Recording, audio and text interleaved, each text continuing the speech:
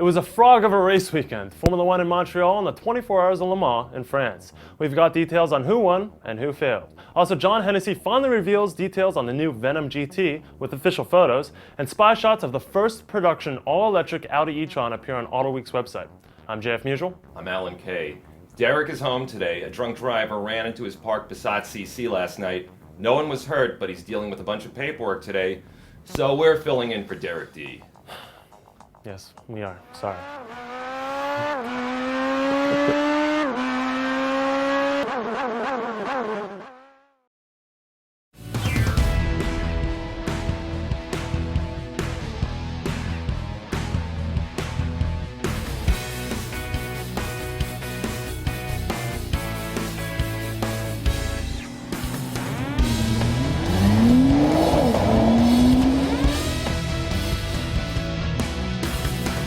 Exclusively at autostream.com/yoparts. Bernie Ecclestone admitted this past weekend it was a mistake to let the Canadian Grand Prix fall off the F1 calendar last year. This year's return was a sellout crowd of nearly 300,000.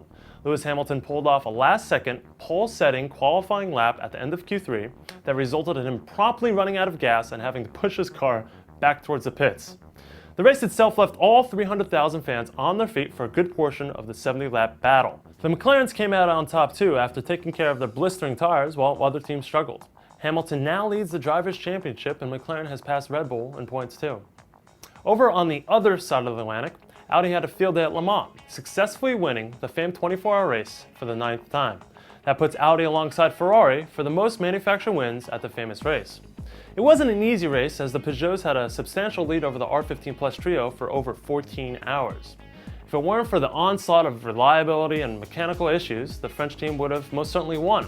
Instead, Audi's Timo Bernhard, Romain Dumas, and Mike Rockenfeller pulled it off. It would have been Tom Christensen and Alan McNish up front in the other Audi if it weren't for run-in with the BMW R car. Luckily, the R15 got fixed and went back out and got third in LMP1, while the R car retired. Now a little factoid. The leading R15 Plus successfully set the record for the most laps and longest distance run at Le Mans, 397 laps and 5,410 kilometers, passing the record set by the 1972 Porsche 917K. Leo will fill you in with all the rest of the details from Le Mans and Montreal later this week on Shakedown. Moving on. John Hennessey has finally released the first stats and official photos of the upcoming Venom GT. For $1 million, you get the following: a Corvette 01 LS9 powered Lotus Elise long wheelbase with 1,200 horsepower and a 2,500-pound curb weight. The car comes with a 6-speed manual transmission capable of reaching 260 miles per hour in 6th gear at 6,600 RPMs. 60 miles per hour comes in 2.9 seconds.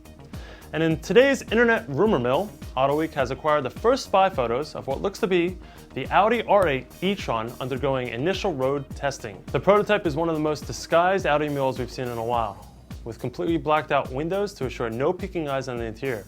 The car looks much like that of a normal R8, but if you look closely, this coupe has a completely different front and rear light assembly and no air intakes like that seen on the mid-mounted V8 and V10 models. We've seen the e-Tron concept before, but at the time of release, Audi said they would only build upwards of 1,000 units. This new prototype does confuse us though. We thought they'd go for the smaller R4 e-Tron version, not basing the car off the R8 platform.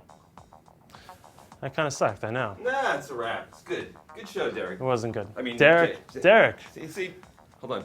Oh, it is Derek. Derek, what's going on? What's going on with the car? He's not on the phone, is he? He's on the phone.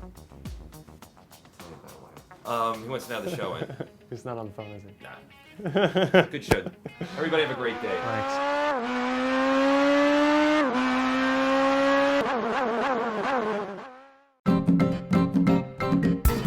I have no idea what we're talking about, JF.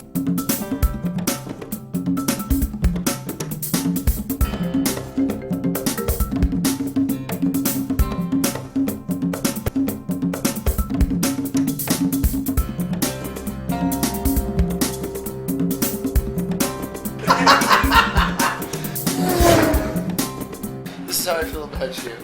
Gentle, no hurting.